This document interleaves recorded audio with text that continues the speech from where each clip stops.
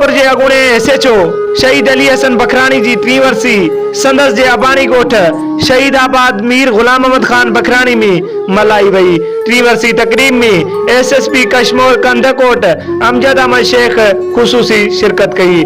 SSP Kashmir शहीद जे वारसन में वेझे दोस्तन ऐं इलाइके वासिन वॾे तादाद में शहीद जी क़बर ते पहुची संदस जी मग़फ़िरत लाइ खुसूसी दुआ पिण घुरी।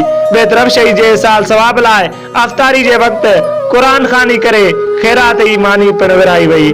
होॾां आख़िर में याद रहे त शहीद SHO करमपुर अली हसन बखराणी 4 साल पहिरियां दुरानी महर जे कच्चे वारे इलाइके में पुलिस कार्रवाई दौरान ॾुआरे नथा शहीद थियो, जंहिंजी अॼु 3 वर्सी मल्हाई वई। हर वक़्तु आगाह रहण लाइ ॾिसंदा रहो JTN वेब न्यूज़।